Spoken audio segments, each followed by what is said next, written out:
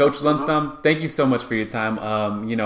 Really appreciative that you can take some time out of your very busy schedule and jump on here and talk shop. For the listeners at home, will you tell us a little bit about your background, kind of your motivation, and where you are currently? Yeah, absolutely. I mean, this is Per Lundstam, like you said, right? And I'm the director of the athlete performances here at RedBull, down in Santa Monica, California. We are a subpart to a group out of Austria. Okay. Our main performance center is located in Salzburg, just outside of Salzburg, actually 20 minutes in a little town called Thalgau. Yeah. And we now are a subdivision to that, and we're an extended arm, I guess, to that. We have a great little program here in Santa Monica that is in place to support our athletes to perform better and perform for a longer period of time, and then kind of with that represent the brand of Red Bull to the highest level. A big marketing concept that Red Bull has is through athletes, and 10 years ago or so, somebody in the organization said, how do we make sure that our athletes, who are our brand ambassadors, perform to the optimal level? And they initiated the thought and initiated the program of a performance support system behind athletes. Okay, so this program is only about 10 years old then? Yeah, it's probably 11 years 11, at now. Yeah, so 10 plus. I guess time goes fast. But okay. Yeah, so here in the US it's about 11 years. 11. We would say. In Europe it's been 17 years. Oh, it's wow. been for a while. So okay. Yeah. That's really interesting. And so what kind of drew you to Red Bull, and how did you kind of get into this field with this company? Yeah, no, so fantastic question, and obviously Red Bull is a very exciting company, and it has outreach in sports and in a lot of athletics. And where I came from before, which was a US ski team, we had a lot of athletes in the US ski team that was sponsored by Red Bull already. And then when this opportunity came up in 2010 for myself, I was able to join the Red Bull side and the Red Bull Performance. I came from sports background, and then this kind of opportunity drew me into Red Bull. And first, like most people, I guess, you start as a manager or start as a specialist in some sort of fashion and way, and then it's been a good ride, and kind of been involved and expanded and up-leveled my skills and what I contribute to the program, and then eventually I ended up in this position, and very glad for that and humbled about that, so it's really fun. That's awesome. Okay, so how has working with the US Ski been a big benefit to where you work now? In the US ski team, I had several different positions. I started in 1994 as a ski coach, coaching the Alpine team, the men's Alpine team there for about 8 years, and did a lot of the work behind the scenes in sports science and training and testing and I don't know if you say research, but investigative work, and that kind of led me into being able to join the sports science team in 2002 after the Olympics in Salt Lake City. I ended up on the sports science side of things, and then that kind of just evolved, and we took on more and more and worked with more of the different teams, and then eventually built a really good platform for science and applied science, I guess, into sports and into the concepts and methodologies, how we help the athletes out there.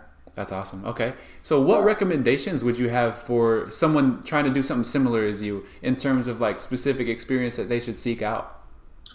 Yeah, I think that's a really delicate and interesting discussion and question. For me, I always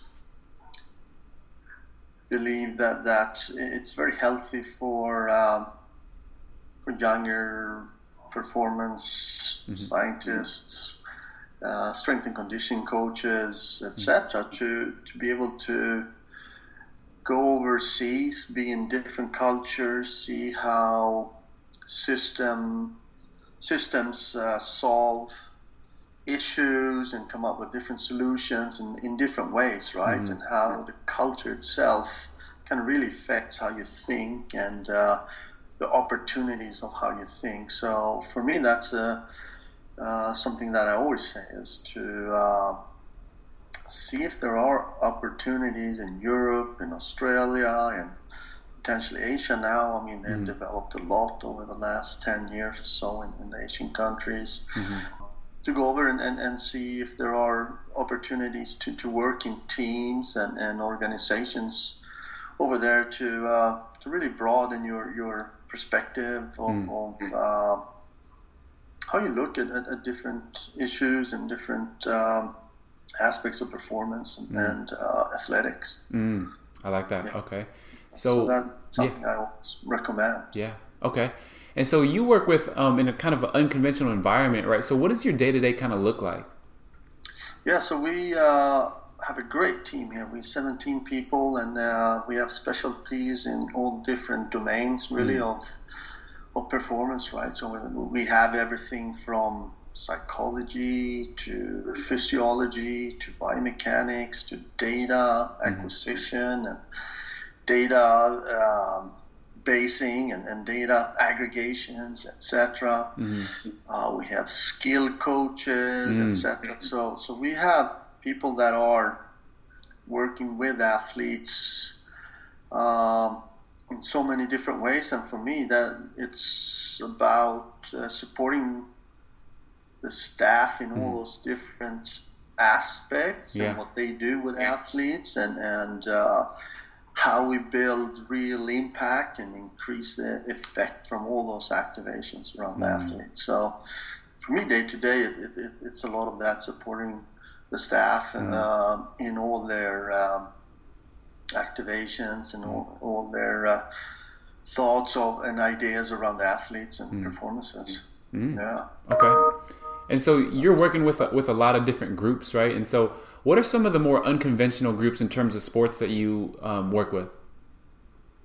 Yeah, so RedBull, we are very involved in all different kinds of sport, like we're saying, and I think we're involved in over 80 different disciplines, right? Golly. So for us, it's really exciting, interesting, challenging, trying to understand how we help people from all those different worlds, and it's just fascinating trying to understand how do you integrate with the culture, with the athletes, with the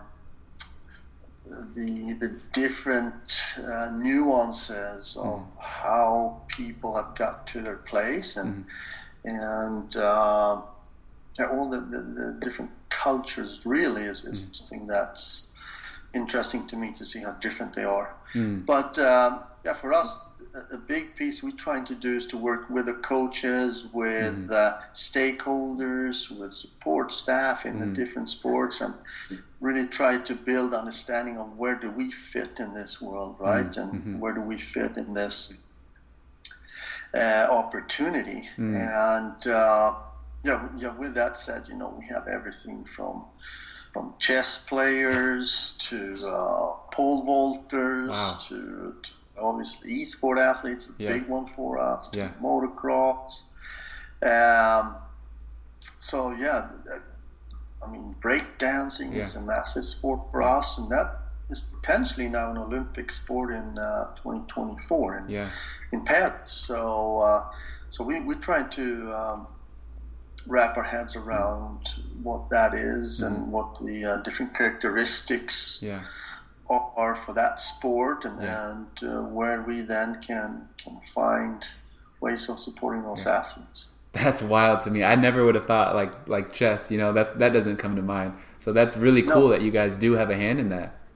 Yeah, exactly. That's So awesome. all those activations are really driven by marketing originally, right? Where we see Red Bull could potentially, talk to consumers in different areas and in different consumer groups, and how we can reach out and be relevant in people's worlds, So hence, therefore, we are spread in all those different corners of sports, and it's really fun. It's really fun, inspiring. Yeah, that's super cool. And so let's dive a little bit more into the training and assessment type piece, right? So how are you able to say influence things similar as like esports or chess or something like a little bit more off key than your typical basketball, soccer, that kind of thing? How are you able to work with those and help optimize performance in some of those kind of groups?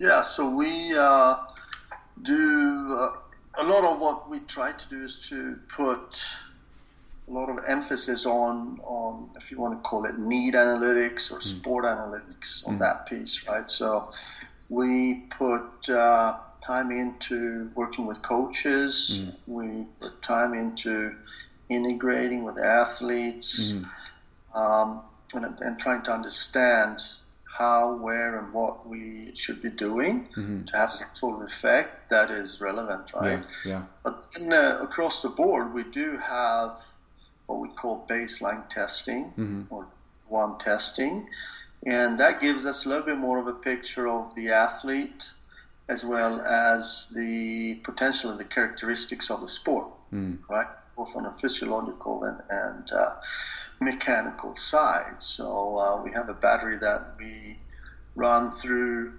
with most athletes, and then from there, we create more material for discussions and more materials for understanding angles of how we can get involved.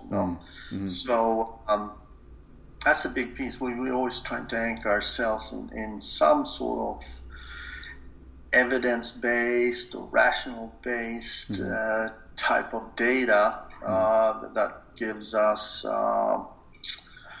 guidelines and a roadmap, I guess, of how we help the athlete. Okay. So pulling on that thread of baseline testing, right? What does that kind of look like, generally speaking, like in terms of, are there specific tests you use or specific pieces of equipment that you utilize with these baseline tests, or what does that kind of look like? Yeah, so we do have probably a pretty standardized testing, right, that most groups, most performance teams do with their athletes. Physiological testing through a step test, for example, where we take bloods and heart rates and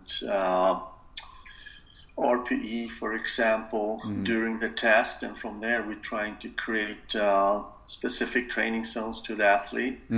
So we're giving them, from that testing, we're giving them a very nice progressive program that they can execute, over a few months, and then we retest again and see what are changing and if it's changing and what we need to do to make more of a change. We do power testing. We have power plates in the ground that the athletes jump on, and in combination with that, we have kind of a position transducer. Your position transducer, where we measure velocity and displacement, and from there, we can get power numbers. We can get rate of force development. We can get height. We can get force, obviously, and all those different numbers that characterize the athlete, and then many times actually characterizes the sport as well. If we get enough athletes coming through from that particular sport, we start to see that, okay, these are characteristics that seem to be interesting when they do the sport. So that's probably something that we really need to pay attention to as we develop programming and support systems around them. Okay. And so this part is, I find, probably the most interesting, right? So with such a diverse group of athletes, how do you kind of create an environment where all these different athletes kind of can come in and train at a high level? Like, what does that look like? You know, do they train together? Are they in groups of similar, or like, what does that look like? Exactly. You're actually hitting a really interesting point that kind of by default, being in this environment, we have understood that athletes from different sport actually, when they train together and come together and kind of trying to execute on their programs and their goals, etc., it becomes a really nice environment. And even if we have competitive exercises, etc., when they train together, it's a really fun and positive environment because they are from different sports, so they're not really trying to achieve, you know, the same podiums or same sponsors or the same compensations, etc., you know, paychecks and so forth. So it's a really fun and healthy competitive environment that's created. So we do try to have them train together and try to challenge them in the same way many times. And then as well as obviously trying to understand or challenge their own needs, you know?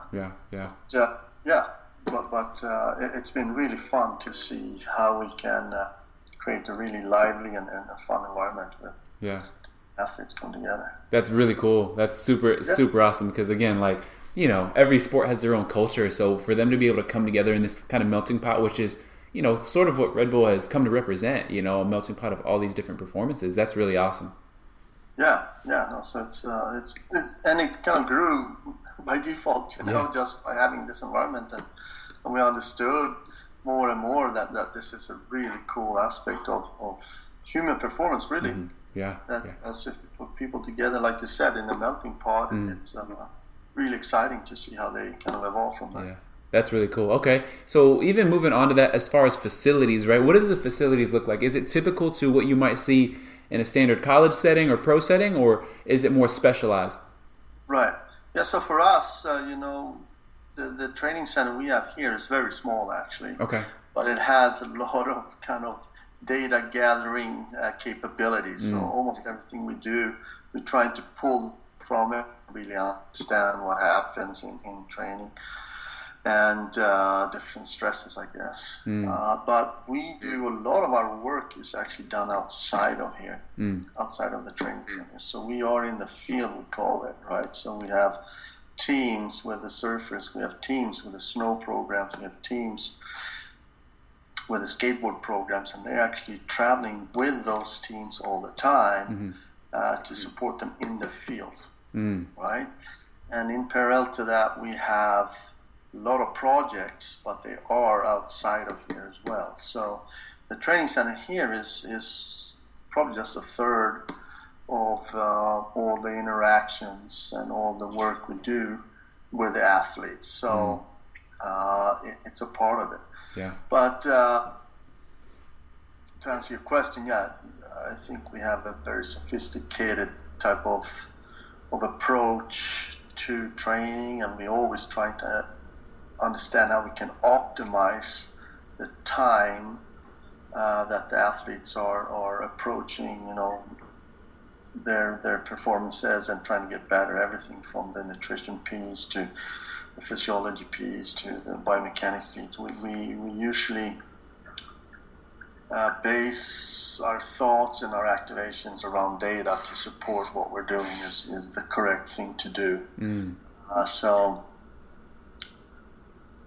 Like we said, you know, we're trying to really use evidence-based approaches and concepts. So that's something that we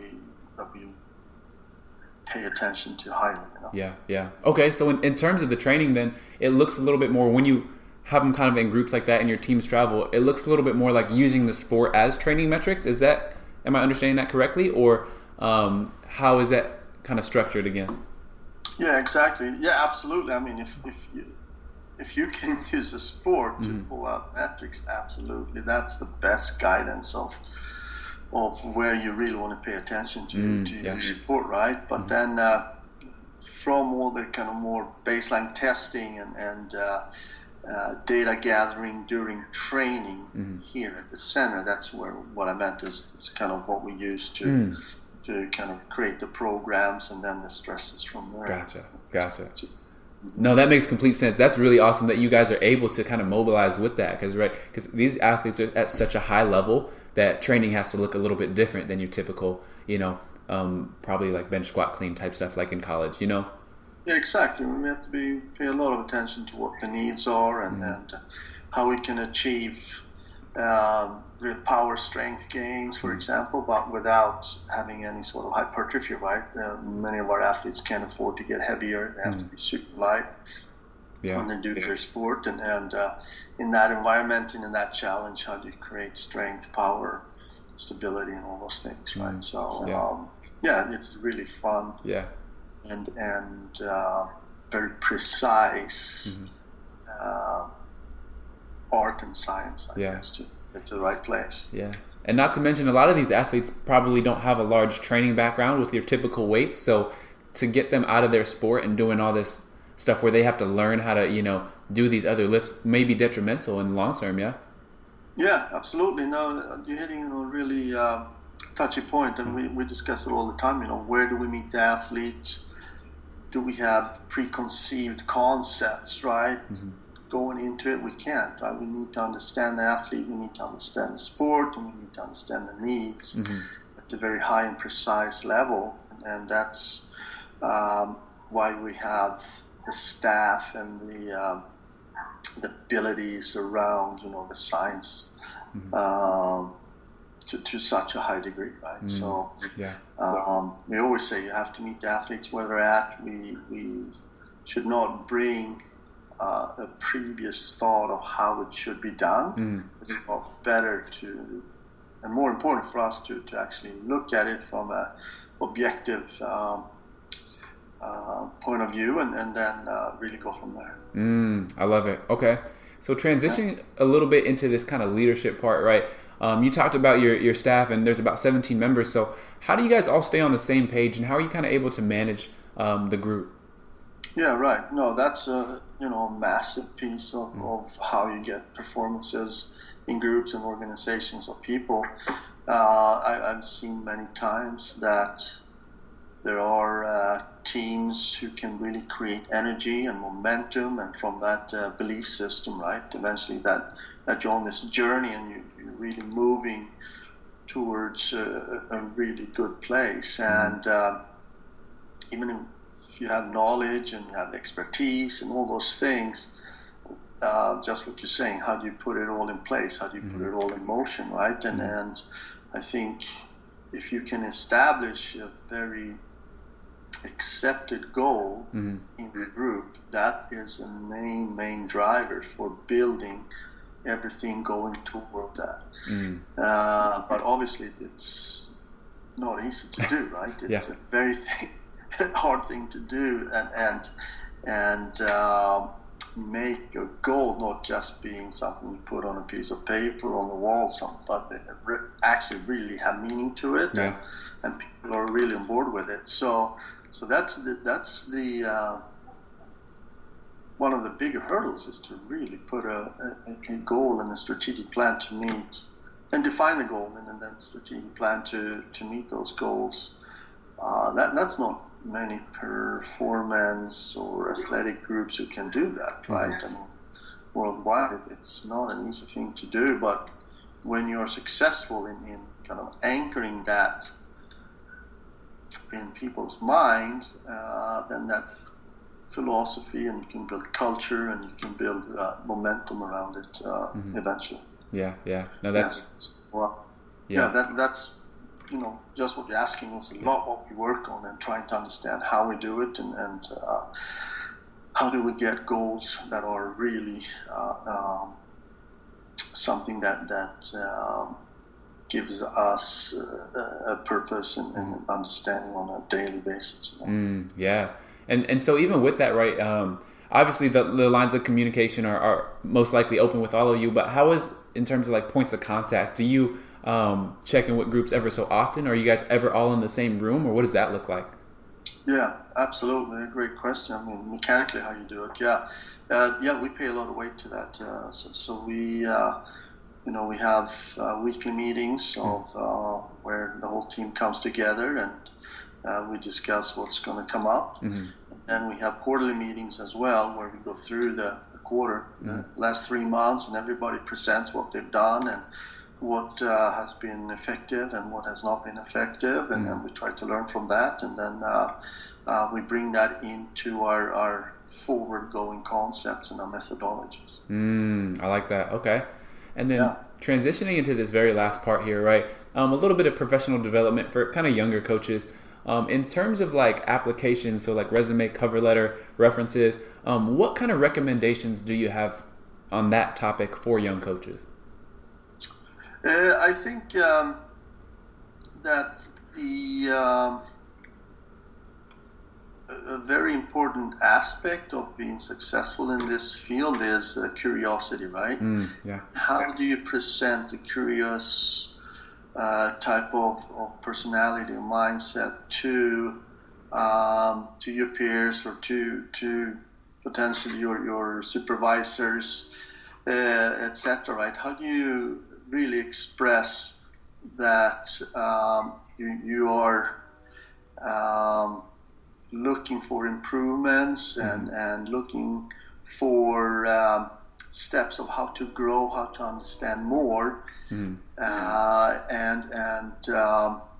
always,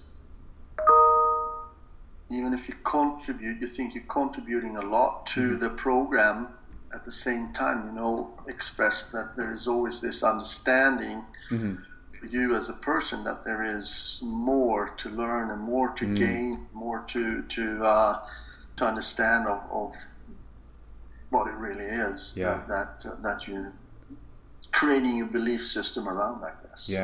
Okay. No, that's good. So I've seen the curiosity in staff that I've been involved with, young up-and-coming staff. That's a real important aspect of your personality, right? So, and be able to express that and be positive about it. So that's something I would really recommend, right? Is put yourself in the mindset of constant learning, even if you have achieved a lot. Is the next level of understanding here. How do I contribute with that viewpoint? How do we learn even more? How do we learn even better? Are we at the final stage of this, or are there other steps we can take? Okay, so you're saying essentially to take all that curiosity and that hunger to learn and kind of use that as a framework for your cover letter then. Exactly. Okay. I'd say and for sure it might be hard to do in a cover letter, right? But if you're already in the environment and work with people and in groups of people, is maybe more what I was alluding to there. Okay. Yeah. No, that's good. Yeah. Okay, fair enough. And then moving forward a little bit, in terms of continuing education, what are some resources that you find really, really valuable? Yeah, so I think if it's a sports science type of direction you want to go in, I do believe, and I've seen that this ability to study again abroad, right? It really just kind of broadens your landscape on how you draw conclusions, how you look at opportunities, and it's very easy to get stuck in a certain way if you've just been in one culture. If you're in a few different cultures, it could potentially be sports as well, but I would recommend if you could do a year abroad and then to complement what you do here in the U.S. That seems to be a very good way to go for young sports scientists, and I've seen people who do that and people who come from abroad and then they study here as well and learn a couple of different ways of looking at issues and topics, seem to really hit well and seem to find a good way through many different processes and systems. I like that. So one thing, if you have that ability, I mean, I know it's maybe not that easy to go on, right? I mean, everything from the cost to it to the ability to get into school, etc. But yeah, if somehow you as a young person could maybe join a team for a little bit, or go to school abroad, I think that would be one of my bigger recommendations.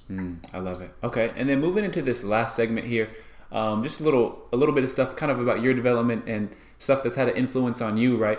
If you've had any, or if you have any, what are some quotes that you live by? I think it's a little bit what we touched on before is the viewpoint of that there's always more to learn. There's always more to understand, and